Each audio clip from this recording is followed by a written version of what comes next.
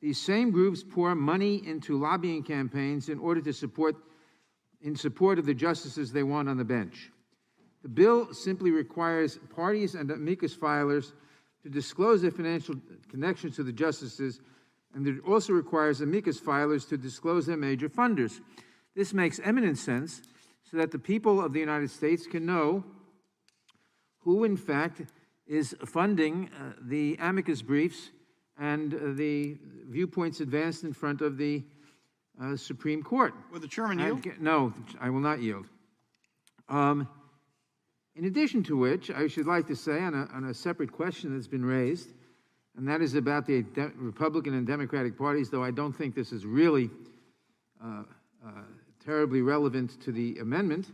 But the fact is, it was stated by people on both sides of the aisle about the identity of the Republican and Democratic parties. Now, the fact is, the Democratic Party changed. The racist Democratic Party of the 19th century and of the early 20th century changed because of the Civil Rights Act. When the Civil Rights Act was passed in 1965, the racist Democrats reacted against that, and because Senator Goldwater opposed the Civil Rights Act, the racist Democrats became Republicans. And you can see this in the careers of people like Strom Thurmond, who began as a Democrat and ended up as a Republican, and George Wallace, the same. And the fact is that the parties changed. So Abraham Lincoln, were he alive today, would be a Democrat because the Republican Party, which started out as an anti-racist, anti-slavery party, that's crazy, it changed also. And today, the people who take the anti-racist view are known as Democrats. So that's just a history lesson. It's not of great importance to the worth of the amendment, but I thought I had to correct the history.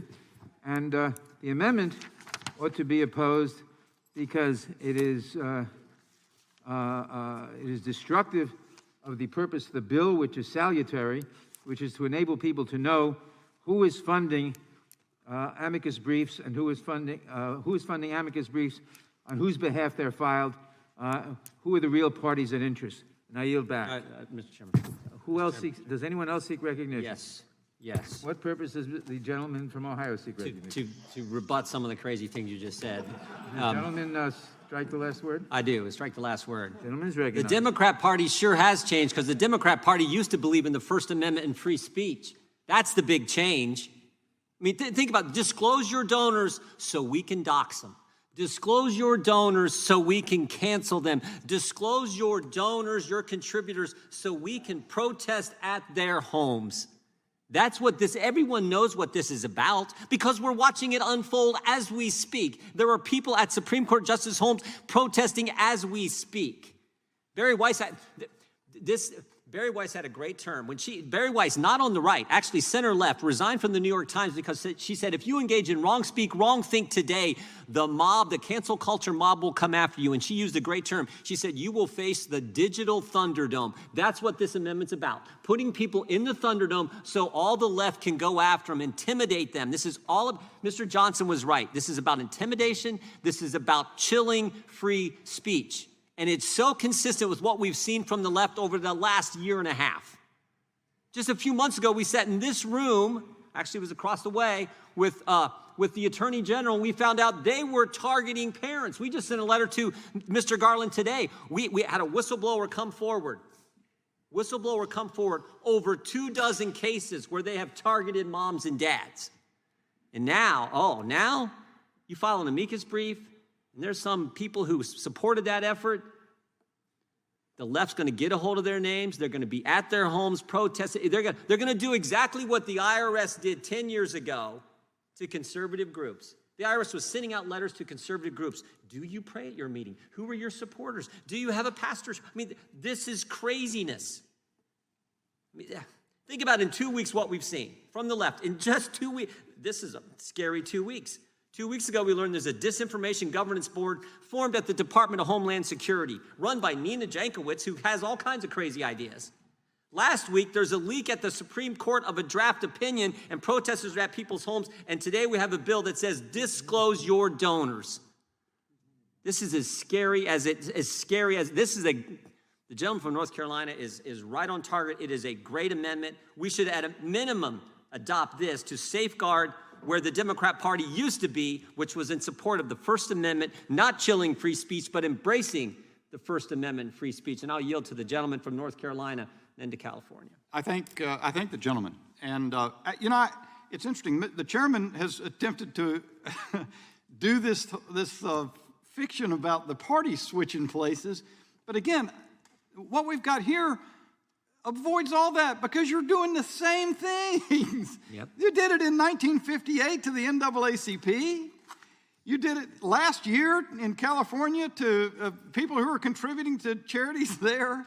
The Supreme Court both times said you are. Does the gentlelady insist on her point of order?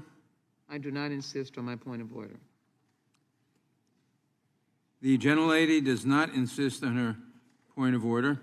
I recognize myself in opposition to the amendment. The point of this section of the bill is to restrict the use of semi-automatic center-fired weapons from people aged 18 to up until 21, because it is our judgment that such people are not, should not be able to use, that for the reasons that we've gone through much of today talking about such weapons. Now, there is a carve-out in the bill for persons of either sex in the armed services, because persons in the armed services are specifically trained in the use of firearms. Their spouses are not. This amendment would make the spouses of persons in the military, ages 18 to 20 through 20, eligible to use semi-automatic center-fire guns. It's the judgment of the bill that such people should not be, and they do not fall under the category of people who get military training. Their spouses do, but they don't, and therefore this is a very ill-conceived amendment, and I would urge opposition to it. I yield back. Who seeks recognition? For what purpose does Mr. Gates seek recognition? I move to strike the last word. Gentleman is recognized. Thank you, Mr. Chairman. I believe you've shifted ground a little bit because earlier today, the basis to not allow people 18 till they were 21 to have this type of firearm was because they were not sufficiently neurologically developed. Now we're saying it's an issue of training. And so that's... Gentleman yield? Well, there's a few other points I want to make. There's a few other points I want to make, and I'm sure I'll have time for us to be able to engage on that question. But as the member of Congress from Florida's 1st Congressional District, I represent the highest concentration of active duty military in the country, and I feel particularly obligated to speak on behalf of the Massey Amendment to vindicate the Second Amendment rights of military families. There are two key points. Military families don't get to choose the cities that they live in. They are told by the Army, Air Force, Navy, and so if you are a family that has been sent to do your duty for our country in a Democrat-run state or a Democrat-run city where they have defunded the police, created sanctuaries for illegals, and invited violence, now you're forcing those patriotic families to be functionally helpless in conditions not of their choosing. The second key point is that oftentimes there is knowledge of scaled deployments. And so if in my community, we have 400 service members going to fight abroad, we typically know that. That's words out in the community. Different organizations are supporting family members, doing food drives, and engaging in other support. And so you could potentially leave people subject to gun control, subject to crime, with the criminals knowing that their spouse is not home to be a part of whatever protection plan that particular family has.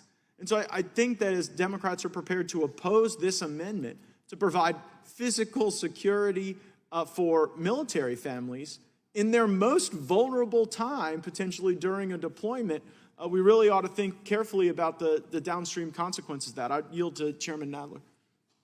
Thank you. The gentleman is entirely right. I said earlier today that 18 to 20-year-olds are neurologically not prepared for this. I meant it. I still mean it. Of course, that's overcome for someone in the armed services who receives intensive military training. How do you not how do you overcome- know that? Like, what are you how much training does someone need to overcome their neurological deficiencies at The age? amount that the military services gives them is sufficient, but it is not the case for the spouses of such people unless they too are in the military and get the same training. I yield back. I'm sure the chairman takes my point that the spouses have an obligation to protect at times their home, their homestead, their gentleman children, yield? while someone is deployed. I'll gladly yield to the gentleman. I think we all are concerned, as you are concerned, and you well know that this person could get a rifle or a shotgun and be trained on that. This spouse, male or female, 18 and 21 and under, or under 21, could get a rifle or shotgun. So there is a means of protecting themselves. To reclaim But my it doesn't time, proliferate guns everywhere. But the challenge is, Ms. Jackson-Lee, that then here in Congress, we are choosing how military spouses ought to defend their families. And we're prescribing that. And I think that that's a bit heavy-handed for people who are willing to move anywhere, go anywhere, to fight for our country and defend our freedoms. And I, particularly for female spouses, a long gun or a rifle may present different storage challenges, different logistical challenges in the event that you have an intruder. There's a reason that handguns are more typically used for home defense than rifles. And I would suggest that we wouldn't want to make those decisions for any American family because we wouldn't want to be held responsible for something that would go tragically wrong. I yield to the gentleman from Kentucky. And the amendment This is our first full committee hearing. There's a crisis at the border. The president is talking about abolishing ICE. Our local communities are being threatened by the left's movement to defund the police. You're trying to pack the Supreme Court. The teachers union are stopping kids from going to school. President Biden is bankrupting the country one omnibus bill at a time. And a virus continues to threaten our civil rights.